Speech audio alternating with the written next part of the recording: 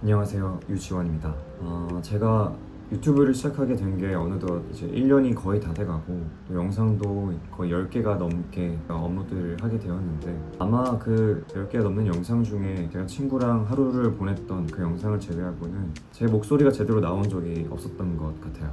유튜브라는 거를 별 준비도 없이 시작하게 되면서 촬영이나 현재 퀄리티에도 불구하고 제 영상을 계속 봐주시고 관심을 가져주시는 분들이 정말 많았는데, 제가 이 카메라를 대하는 게 어색하다는 이유로 그런 분들을 외면해 왔다, 이런 생각이 조금 들었습니다. 그래서 앞으로는 카메라와 그리고 이 카메라 너머에 있는 분들과도 조금 더 가까워져 봐야겠다 하는 생각이 들어서 이번 영상을 찍어보게 되었습니다. 처음으로는 Q&A가 무난할 것 같아서 인스타그램을 통해서 질문을 받았습니다. 정말 많은 질문들을 보내주셨는데, 오늘은 저에 대한 얘기를 조금 더 중점적으로 풀어보고 그 다음에 이 영상에 대한 여러분들의 반응이나 제 앞으로의 상황을 고려해서 다른 주제들도 다뤄보도록 하겠습니다.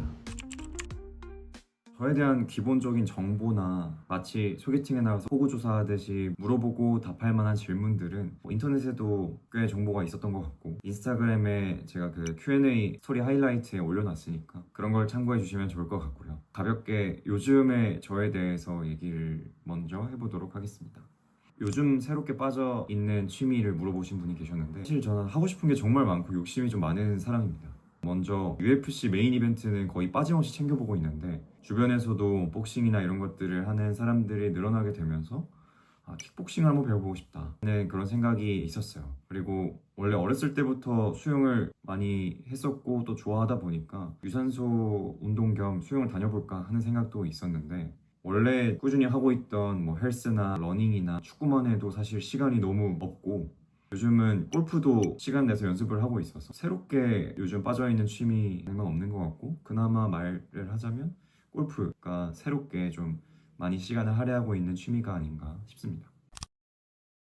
그리고 요즘도 공부를 하고 있냐 이런 걸 물어보신 분도 있었는데, 공부 요즘도 하고 있죠. 일단은 학생 때 배웠던 의학적인 지식이나 이론적인 부분들을 점점 잃고 있는 것 같아서 한 번씩 학생 때 정리해놨던 것들을 읽어보고 공부도 다시 정리해보고 하고 있습니다.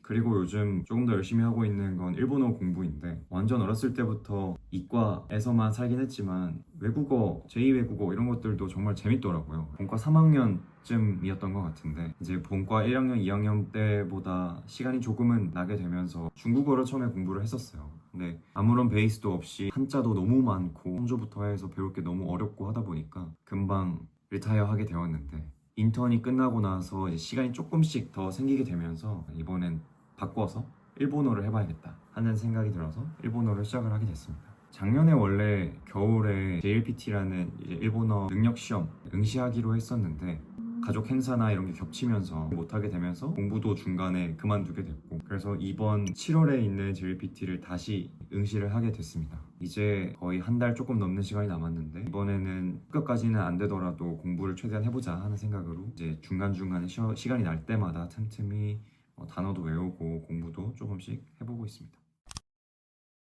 제 이미지가 그렇게 알려져서 그런지 모르겠지만 제 가치관이나 제가 어떻게 생각하는지 이런 것들을 궁금해 하시는 분들도 많았던 것 같아요. 그중에서 가치관에 영향을 준 경험이나 사람에 대해서 물어보신 분들도 계셨는데, 제 성격이나 이런 것들은 보통의 사람들이 다 겪는 것처럼 학교 생활을 통해서 그리고 졸업하고 나서 20대 때 사회생활을 처음 하게 되면서 겪게 되는 많은 경험들과 만나는 사람들을 통해서 저도 성격이나 가치관이 많이 다듬어졌던 것 같아요. 20대 초반까지만 해도 저의 성격이 완전 극T였었는데, 친한 친구들한테는 거의 이 뇌에서 필터를 거치지 않고 그대로 입으로 나가는 그런 막말을 일삼는, 어떻게 보면 까칠하고 차가운, 이른바 성격 더러운 그런 사람이었던 것 같아요. 이제는 그래도 많은 사람들을 만나고 또 다양한 경험들을 하면서 조금은 사회화된 사람이 되지 않았나 하는 생각이 듭니다. 제 친구들이 보면 어떻게 생각할지는 모르겠지만 제가 생각할 때는 조금은 사회되지 않았나. 특별히 조금 더 어떤 경험 때문에 이런 성격이 되었나 이런 걸 물어보신다면, 제 생각에는 고등학교 생활이 저의 성격을 많이 만들었던 것 같은데, 고등학교를 기숙사 학교를 나왔다 보니까 원래도 굉장히 내성적인 성격이었었는데 24시간 동안 내 주변에 남이 계속 있다 보니까 실제 하지 않았을 수도 있지만 스스로는 그런 시선들을 느끼면서 오히려 엄격하게 스스로를 통제하기 시작했던 것 같아요. 원래의 아침 점호 시간보다 조금 더 일찍 일어나서 미리 씻고 준비를 다 한 다음에 다음에 등교를 바로 하고 혼자 책을 읽는다든지 노래를 들으면서 공부를 한다든지 그렇게 시간을 남들보다 조금 더 많이 써보려고 노력을 했던 것 같고, 그런 비교를 혼자 하면서 어떻게 보면 피곤한 생활을 했던 것 같습니다. 근데 그런 생활들이 조금씩 익숙해지고 습관이 되고 하다 보니까 그 이후로 기숙사 생활이 끝나고 자취를 시작하게 되면서도 자기 관리를 잘하는 사람이라는 인식이 스스로에게도 그리고 다른 사람들이 저를 봤을 때도 생겨난 것 같습니다. 그리고 또 한 가지는 제가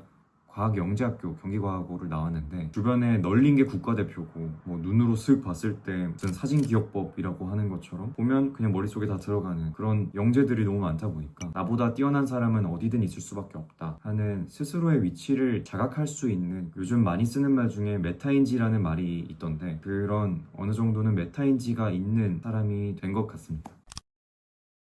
그리고 제 좌우명을 물어보신 분이 계셨는데 특별히 평소에 막 되뇌이면서 하는 그런 좌우명은 없는데 중학교 때 서예 시간에 자승자강이라는 사자성어를 좌우명이라고 쓴 적이 있었어요. 스스로를 채찍질하고 나아가려고 하는, 자기 관리를 열심히 하는 사람이란 뜻에서 나를 이기는 사람이 강한 사람이다 라는 자승자강이라는 말이 어떻게 보면 제 가치관을 어느 정도는 말해줄 수 있을 것 같긴 합니다.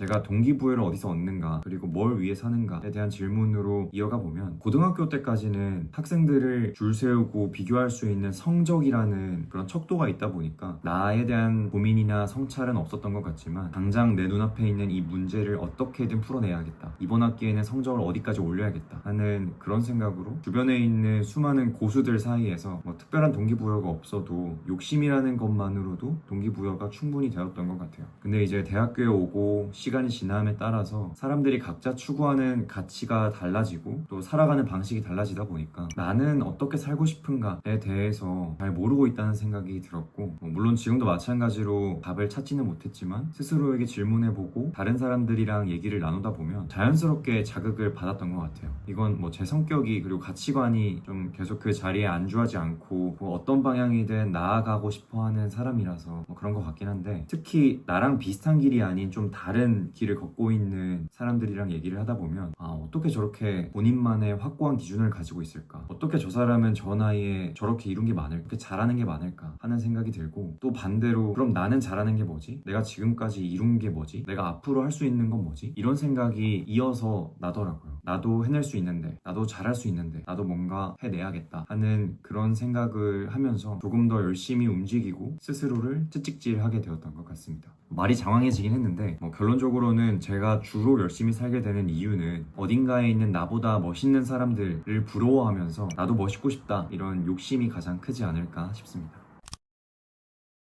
제가 이제 공대를 졸업해서 다시 의대 들어가고 또 의사 면허를 따고 나서 방송 출연이라는 새로운 도전을 하게 되면서 이제 사람들이 진로를 선택할 때 어떤 생각을, 어떤 기준을 가지고 선택을 하게 됐는지 이런 것들을 질문해 주시는 분들이 많았어요. 이 영상이 처음이라서 이번에는 어렵고 무거운 얘기를 안 하려고 했는데, 비슷한 얘기가 이게 나오는 김에 저에 대해서만 조금 풀어보자면, 제가 생각할 때 제가 걷고 있던 길에서 첫 번째로 큰 전환점을 맞이하게 된 건 의대 진학이었던 것 같습니다. 왜 공대 다니다가 의대를 다시 들어갔냐, 이런 궁금증을 갖고 계신 분들이 좀 있는 것 같아요. 지금 이 짧은 영상 안에서 담기에는 굉장히 많은 생각들을, 많은 고민들을 했었는데, 간단하게 말을 해보자면 저는 그동안 계속 수학과학을 공부하고 또 과고를 들어갔다가 공대에 들어가기까지 나에 대해서 제대로 생각해 본 적이 없이 다들 흘러가는 것처럼 저도 그 흐름에 그냥 편승해서 계속 나아가고 있었던 것 같다는 생각을 했습니다. 그 생각을 갖게 해준 계기가 있었는데, 친구랑 스터디룸을 빌려서 과제를 하자고 모여서 공부를 하다가 하나는 공부는 안 하고 갑자기 이제 이런저런 진로 얘기를 하게 되었습니다. 그 친구도 이제 진로에 대해서 고민을 하고 있었고, 의뢰 21살, 22살쯤 되면 앞으로 뭐 해먹고 살지, 어떤 직업을 갖게 되면 좋을까, 뭘 준비해야 될까, 이런 고민들이 조금씩 드는 것처럼 저도 그때 당시에 고민을 조금씩 하고 있었는데, 그 친구랑 저랑 같이 진로에 대한 얘기를 시작을 하게 됐고, 화이트보드에다가 저희가 생각할 수 있는 모든 직업군들을 쫙 다 써보게 됐습니다. 그러다 보니까 제가 알고 있던 것보다 이 친구가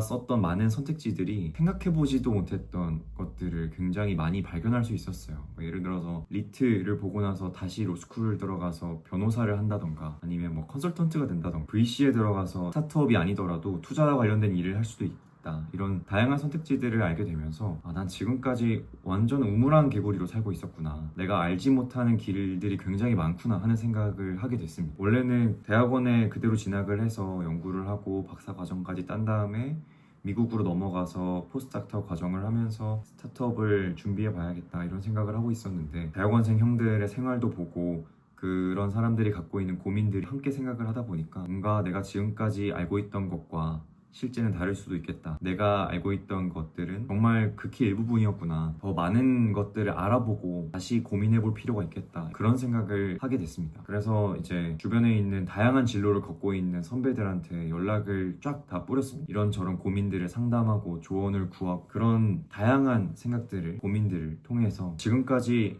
제가 생각했던 계획들 모두 다 리셋시키고 다시 완전 0점으로 돌아가서 내가 앞으로 어떤 일을 하고 싶고 어떤 삶을 살고 싶고 앞으로 내가 그리는 내 모습은 어떤지 다시 처음부터 생각을 해보고, 이제 그런 것들을 이루기 위해서 가져야 할 직업의 조건이나 특징들, 이런 것들을 하나씩 하나씩 정리를 해보고, 그런 과정에서 이제 조금씩 다시 넓혀놨던 선택지들을 좁혀나가고 그 안에서 선택을 하게 됐던 것 같습니다. 그렇게 의대를 가야겠다라고 생각을 하고 의대 편입 준비를 하게 됐습니다.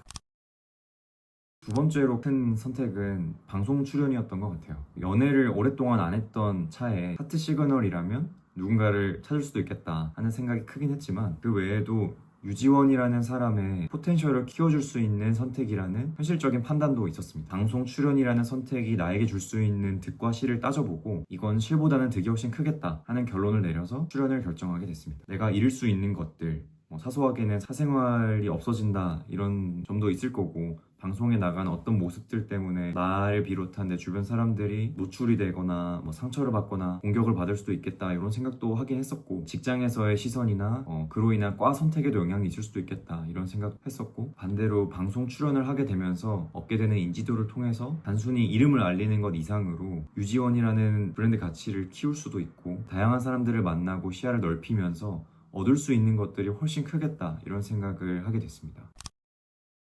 말이 너무 길어져서 마지막으로 그래서 어떤 사람이 되고 싶은가 하는 질문에 대해서 얘기를 해보겠습니다. 작년에 한 고등학교에서 강연을 하면서 했던 얘기이기도 하고, 제가 운영했던 독서 모임의 전체를 관통하는 주제이기도 한데, 저는 자기소개를 할 때 저는 유지원입니다 에서 유지원입니다 앞에 올 수 있는 수식어들, 예를 들면 사람들이 흔히 쓰는 수식어는 나이나 직업 같은 게 있는데, 저는 30살 의사 유지원입니다 보다는 조금 더 특이하고 다양한 수식어를 붙일 수 있는 사람이 되고 싶다, 그게 지금 갖고 있는 꿈이라고 말할 수 있을 것 같습니다. 아직 그 안에 어떤 수식어들을 넣을 수 있을지 잘 모르겠기도 하고 정해지지도 않았지만, 내가 가질 스페셜리티와 스킬들을 하나씩 모아보고 있다고는 말할 수 있을 것 같습니다. 공대에서 했던 다양한 활동들부터 의대에 다시 들어가서 의사로 일하면서 하고 있는 경험들도 많고, 또 매체를 타고 방송에 나가보기도 했고, 그 기회를 조금 더 이어보려고 이렇게 유튜브 채널도 개설을 해보기도 했죠. 업으로서 유튜버라고 할 정도로 시간적인 자원이 많지는 않아서 그냥 제 일상생활 속에서 틈틈이 몇 가지 모습들을 엮어서 만든 영상들을 내 일상을 기록해보겠다 그런 마음으로 올려보고 있었고, 지금처럼 이렇게 다른 방식을 도전해보기도 하면서 또 다른 모습들을 찾아보려고 합니다.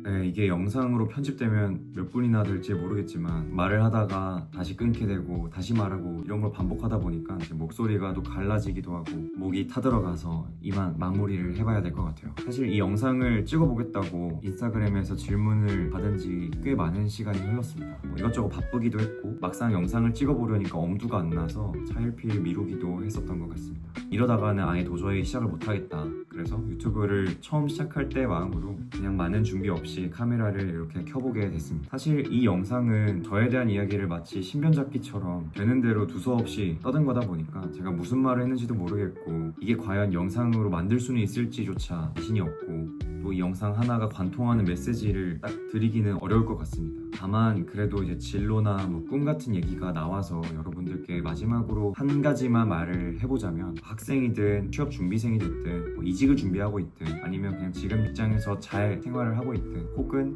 저보다 많은 경험을 했던 선배님이든 길을 걸어가고 있다가 언젠가 한 번쯤은 멈춰서서 나에 대해서 정리하는 시간을 가져보셨으면 좋겠습니다. 내가 지금까지 해온 것들은 뭐가 있고 내가 가지고 있는 것들은 뭐가 있고 그렇다면 이 가지고 있는 것들을 어떻게 써먹을 수 있을지, 내가 정말 하고 싶은 건 뭔지, 그런 것들을 생각해 보셨으면 좋겠습니다. 이런 질문에 대한 결론을 내리기까지의 그 고민 과정과 그리고 그 결론들은 저를 소개할 수 있는 키워드가 되었던 것 같고, 또 앞으로 어떤 걸 해볼 수 있을지, 어떤 도전을 해보면 좋을지, 어떤 방향으로 나는 나아가고 싶은지 혹은 머무르고 싶은지 조금은 설정할 수 있었던 것 같습니다. 또 말이 길어지는 것 같네요. 정말 이만 물러가겠습니다. 다음에 또 언젠가 다시 여러분들이 궁금해하는 어떤 주제 혹은 제가 말하고 싶은 어떤 주제를 가지고 돌아오겠습니다. 감사합니다.